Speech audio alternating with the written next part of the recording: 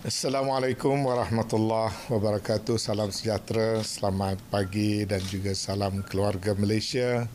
Terima kasih kepada semua pihak media yang membuat liputan bagi kenyataan akhbar pasca persidangan ataupun mesyuarat Jawatankuasa Khas menangani inflasi siri yang ketiga.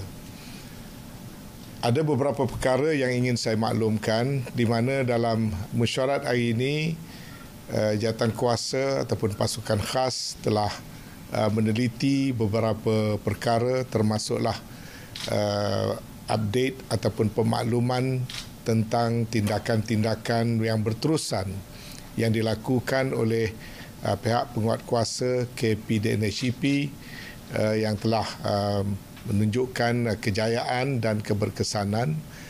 Kita juga telah diberikan update oleh pihak Urustia tentang beberapa perkara ataupun isu-isu yang telah berbangkit di peringkat mutakhir serta penjelasan-penjelasan termasuklah berita-berita kononnya ada berlaku kekurangan bekalan ubat yang memberi masalah kepada perkhidmatan klinik-klinik di seluruh negara, tentang bekalan makanan substandard di bawah rancangan makanan tambahan Kementerian Pendidikan, dan semuanya itu telah dibangkitkan dan telah diadakan perbincangan-perbincangan yang tertentu, dan saya ingin membuat pemakluman tentang beberapa perkara seperti berikut. Yang pertama sekali, susulan daripada mesyuarat siri 2 yang lalu, satu pertemuan ataupun satu sesi libat urus dengan pemain utama industri minyak masak telah diadakan pada hari semalam 11 hari bulan Julai dengan lebih daripada 20 syarikat yang mewakili pengilang-pengilang dan pembekal serta syarikat-syarikat yang mewakili syarikat yang terlibat dengan pembungkusan minyak masak dan turut dihadiri oleh MPOB dan MPOC bagi membolehkan Jawatankuasa mendapat gambaran yang lebih jelas tentang proses dan rantaian yang berlaku bagi memastikan kita address ataupun kita memberikan perhatian kepada dua perkara. Yang pertama ialah untuk terus menyemak tentang kebocoran-kebocoran yang berlaku terutama sekali daripada sudut bekalan minyak yang bersubsidi. Yang kedua ialah untuk membuat pemantauan dan menentukan mekanisme harga yang cepat di mana apabila saja harga minyak sawit turun, kita mahukan supaya rakyat akan dapat membeli harga minyak yang juga turut diturunkan.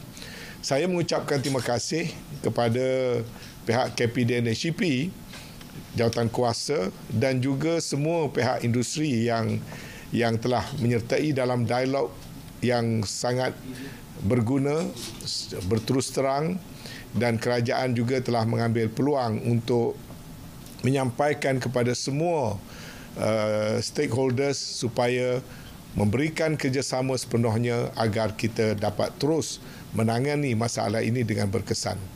Saya merakamkan ucapan terima kasih kerana antara lain yang pertama, pihak ataupun dalam mesyuarat kita telah dapat mengenal pasti tentang punca-punca kebocoran dan mengesahkan lagi maklumat-maklumat yang telah dikumpulkan sebelum daripada ini, dan dengan ini Jawatankuasa kita yakin perkara ini akan dapat kita perbaiki dengan lebih baik lagi.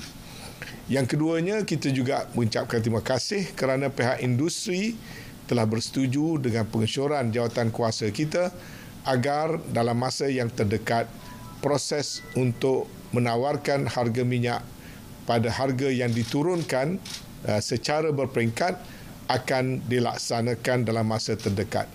KPDNHCP boleh mengeluarkan kenyataan-kenyataan terperinci selepas daripada ini.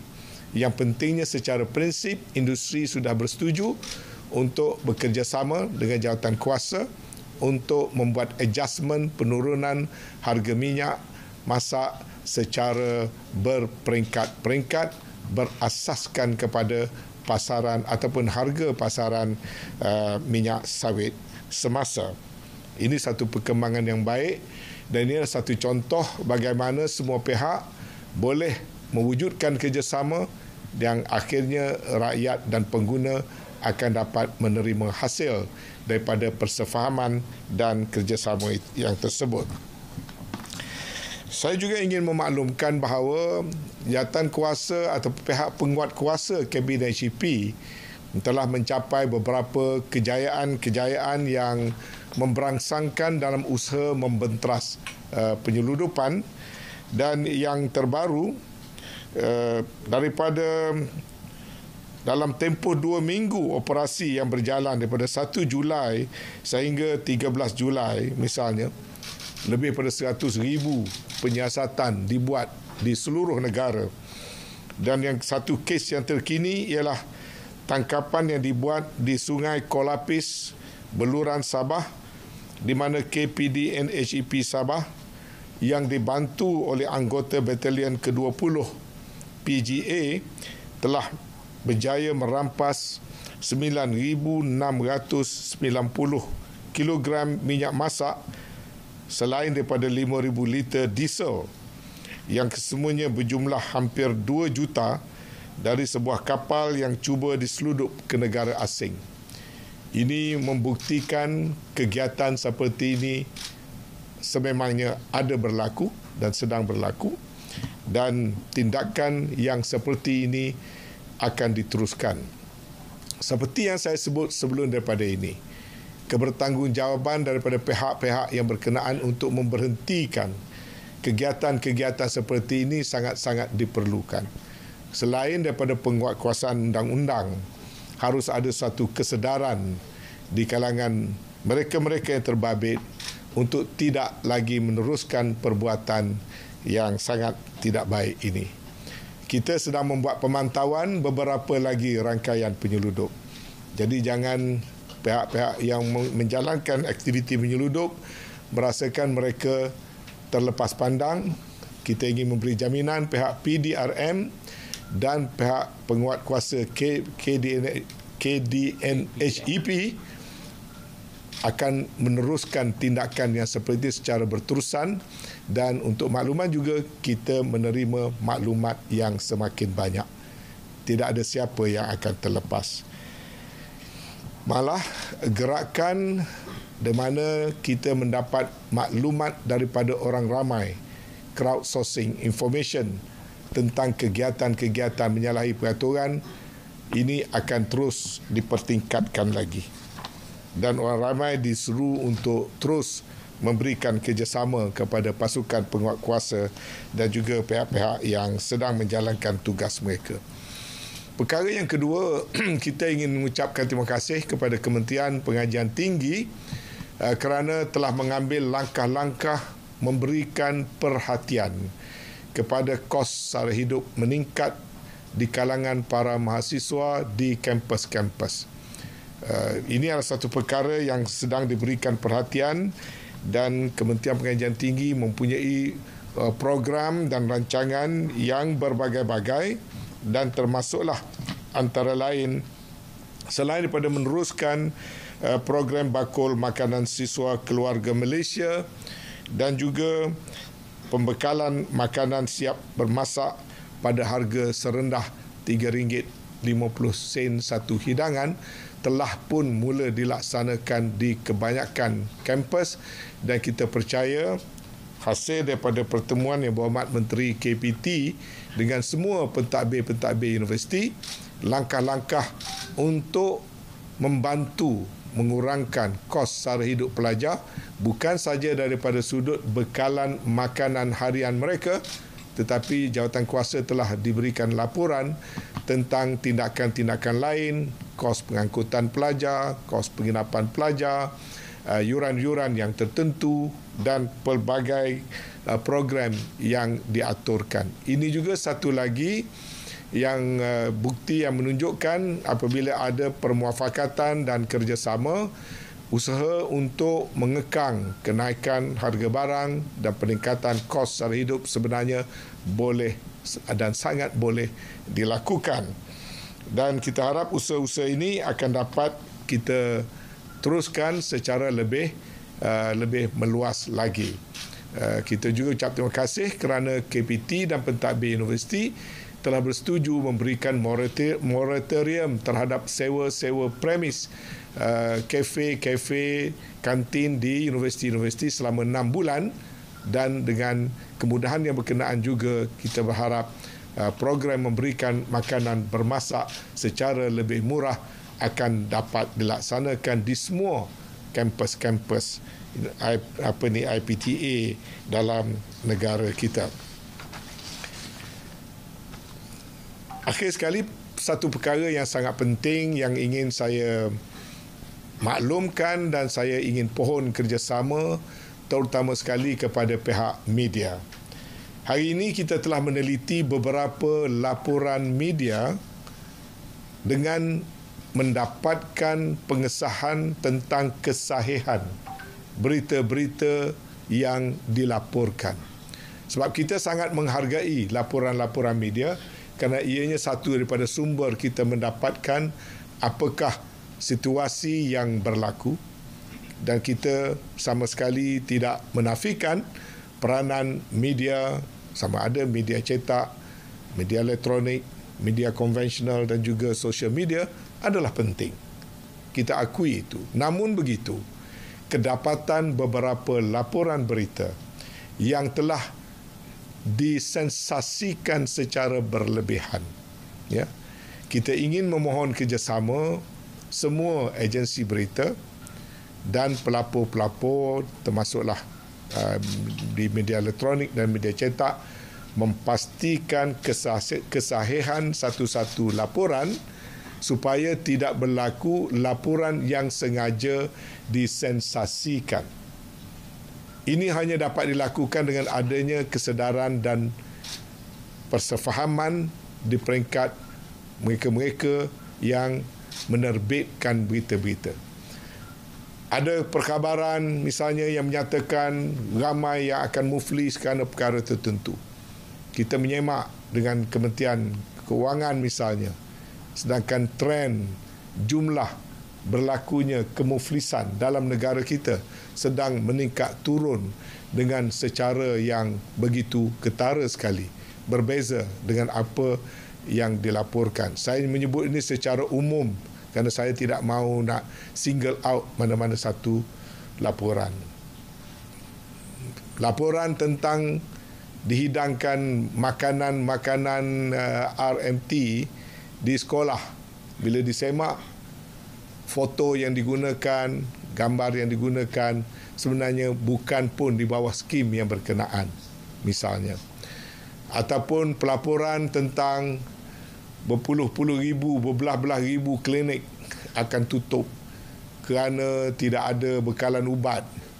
Bila disemak 11,000 tu dah termasuk macam-macam klinik, poliklinik, rumah salin dan sebagainya. Jumlah klinik yang menjual ubat-ubatan tak sampai pun sebanyak itu. Jadi angka itu tidak begitu tepat dan telah disensasikan. Dan kekurangan bekalan itu berlaku pada 1-2 jenis ubatan yang mengikut laporan Kementerian Kesihatan tidaklah membawa kepada beribu-ribu klinik akan ditutup.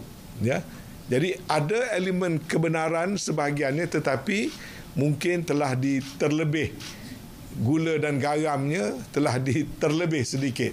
Jadi saya minta mestilah kita memberi laporan seberapa tepat yang boleh, kerana kita tidak mahu memberi bukan saja gambaran yang salah, ya, sebab ini semua ada kaitannya dengan soal kenaikan harga, panic buying, dan tidak membantu dalam usaha kita nak mengawal impak daripada inflasi dan kenaikan harga barang.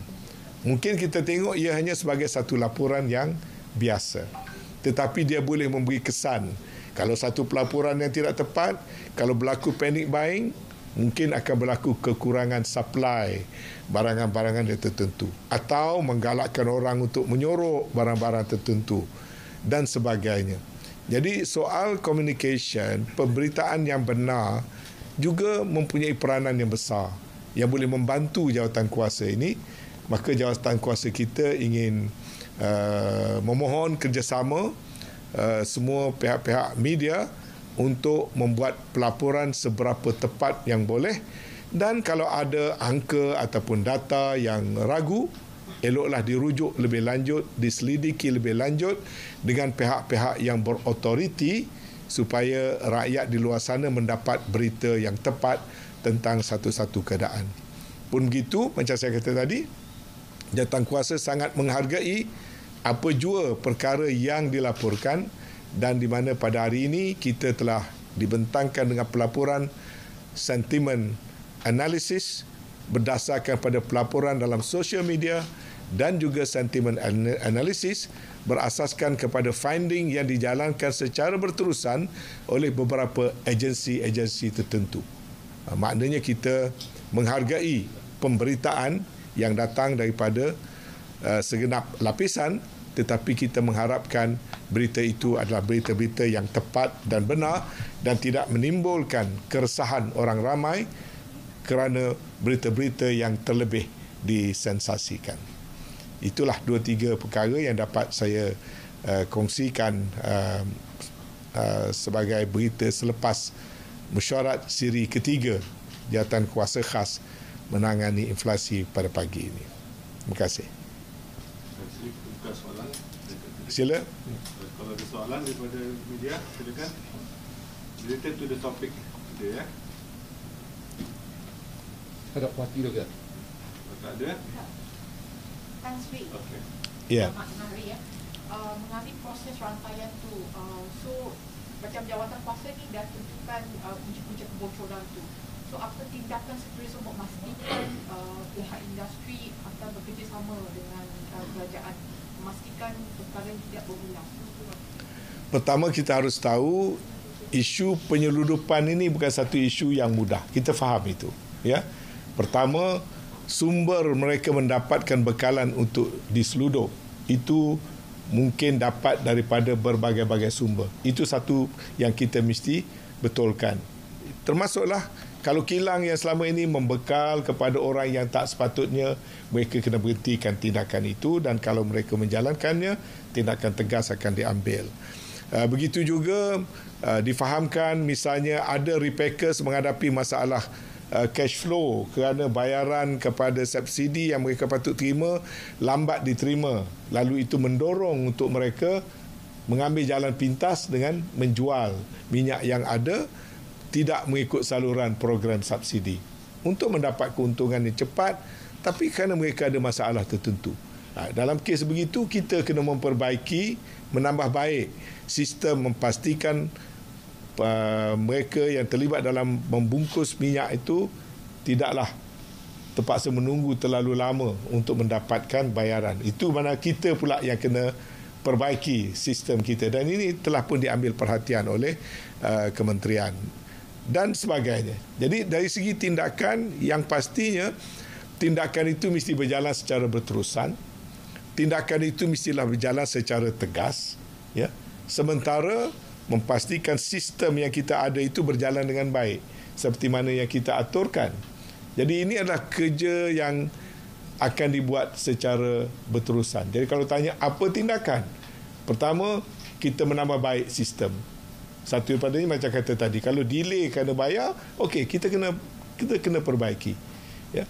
Kalau kita kata punca datang tu melibatkan kilang besar-besar, tak mungkin dia kutip secara runcit. Kalau dah sampai dekat 10,000 kilogram dan muat satu kapal pergi, mesti ada orang yang bersekongkol. Maka itu juga kita perlu membuat ketegasan. Macam saya katakan, kita berharap, kerajaan berharap sistem yang ada ini boleh berfungsi. Dan sekarang bila ada kelemahan dalam sistem, kita minta semua pihak memainkan peranan memperbaiki. Tapi kalau itu pun juga tidak berlaku, macam saya kata, kita tidak teragak-agak untuk review the whole system. Pada masa ini, kita masih yakin sistem yang ada itu boleh diteruskan. Cuma kelemahan-kelemahan itu kita perbaiki, penguatkuasaan kita pertingkatkan. Ada lagi? Satu lagi ya, adakah pasukan khas ini akan mengadakan lebih banyak dibagus dengan industri lain untuk menstabilkan harga di pasar? Yes, macam kita kata tadi, jawatan kuasa ini jawatan kuasa menangani inflasi, khususnya dalam konteks impak terhadap berlakunya inflasi. Banyak perkara yang terlibat bila bercakap tentang soal inflasi. Misalnya, dalam kaedah nak mengawal inflasi, terkait dengan soal nak mengawal mata wang, Bank Negara telah melaksanakan dasar-dasar termasuk membuat pengubahsuaian kadar interest seperti mana yang telah diumumkan. Jawatan kuasa ini akan membuat engagement dengan pihak Bank Negara untuk memastikan keputusan-keputusan yang dibuat itu dapat difahami dengan baik oleh industri dan oleh orang ramai. Kerana ada juga yang telah membuat tafsiran-tafsiran yang salah berasaskan tindakan yang dilakukan oleh Bank Negara misalnya. Kita tahu Bank Negara mempunyai kebebasan dalam menentukan dasar-dasar monetary, tetapi impak kepada rakyat, kefahaman rakyat itu menjadi tanggungjawab kita kerajaan. Jadi di situ jawatan kuasa kita akan membuat engagement dan akan membuat kerjasama dengan pihak Bank Negara Malaysia. Itu satu contoh. Dan sektor-sektor yang lain yang mungkin kita kenal pasti ada sumbangan kepada faktor inflasi ataupun impak daripada inflasi, satu persatu jawatan kuasa ini akan membuat engagement dengan mereka secara berperingkat. Sebab itu kita ada mesyuarat 2 minggu sekali. Banyak agensi lagi yang akan kita panggil dan bekerjasama. Misalnya pada hari ini kita mendapatkan penjelasan daripada pihak Kementerian Kesihatan tentang adanya dakwaan atau walaupun di peringkat awal tentang soal bekalan ubat. Itu ada kaitan dengan soal supply dan demand. Mungkin akan menyebabkan harga ubatan melonjak tinggi. Jadi apa mekanisme, apa proses supaya kita ambil tindakan yang awal. Seperti juga yang dikatakan isu yang berkaitan dengan DRP oleh pelajar. Kita membuat engagement dan hari ini Kementerian Pengajian Tinggi memberikan penjelasan. Hari ini juga Kementerian Pelajaran telah memberikan Kementerian Pendidikan, Kementerian Pelajaran ini bahasa yang lama Kementerian Pendidikan membuat penjelasan tentang sistem memberikan bantuan rancangan makanan tambahan, makanan bermasak dan juga susu. Ini juga diberikan penjelasan pada jawatan kuasa kita supaya kita dapat identify masalah yang mungkin akan timbul yang ada kaitannya dengan kos sara hidup, inflasi dan sebagainya. Di luar sana masih banyak lagi perkara-perkara yang perlu kita berikan perhatian dan kita akan menguruskannya satu persatu. Saya dah jelaskan seperti mana dalam siaran bicara naratif semalam bahawasanya jawatan kuasa ini ialah jawatan kuasa yang akan bertindak secara sebagai jawatan kuasa bertindak. Artinya as we go along, should we face with certain problem or we get certain information, we will follow through, make a decision and then make sure things are done. Seperti mana yang kita dah buat untuk telur, seperti mana kita dah buat untuk ayam, seperti mana setelah kita buat untuk minyak, dahaga minyak, makanan mahasiswa dan sebagainya. Jawatan kuasa ini adalah jawatan kuasa untuk bertindak secara cepat dan pantas untuk meminimalkan impak negatif yang dihadapi oleh rakyat. Dalam suasana kita tahu inflasi tetap akan berlaku, kadarnya perlu kita kawal. Berkenaan dengan reflectors yang ada masalah dari resipi cash flow, berapa kalau ada data berapa reflectors yang menghadapi masalah itu? Dan soalan kedua saya, adakah sentuhan politik memberi kesan kepada inflasi negara? Ya, ini soalan yang tidak mudah anda nak jawab. Ya, tapi tentang repackers yang bermasalah itu biarlah KPDHP membuat susulan dan tadi kita dah bincang dan Kementerian Keuangan sudah pun berikan input bagaimana perkara itu boleh diatasi secara dalaman di peringkat KPDHP. Saya yakin kementerian berupaya untuk mengambil tindakan supaya masalah kelambatan menerima bayaran komponen subsidi bagi repackers itu akan dapat diatasi dalam masa yang terdekat. Keputusan itu telah pun kita capai tadi, persetujuan dan juga mengambil kira nasihat daripada Kementerian Keuangan tentang bagaimana perkara itu boleh dilakukan. Kalau soal ketidakstabilan politik, itu soalan yang bersifat politik. Tapi secara ringkas yang saya dapat jawab, sebenarnya kalau politik tak stabil, bukan saja inflasi, semua benda tak jadi. Ya, kalau semua sistem will go haywire, ketidaktentuan, uncertainty, speculation, dia akan jejaskan pula pada soal apa tu ekonomi, pelabur tak ada. Jadi the whole thing, kalau sekiranya politik tidak stabil, maka pengurusan pentadbiran kerajaan semuanya akan terjejas. Bukan hanya soal kadar inflasi saja. Ya. Kalau dalam bahasa yang mudah, ambil contoh yang mudah. Kalau kita nakkan bekalan cukup, kena ada orang melabur dalam membuat pengeluaran. Orang tidak akan melabur kalau politik tidak menentu. Dia akan menunggu. Bila dia menunggu dan tidak melabur, maka supply akan terencat. Bila supply terencat dalam keadaan demand meningkat, harga akan naik. Itu satu contoh yang mudah. Tadi banyak lagi lah perkara-perkara lain yang tidak akan mewujudkan situasi pengurusan ekonomi negara mikro dan makro secara yang terbaik sekiranya politik tidak stabil.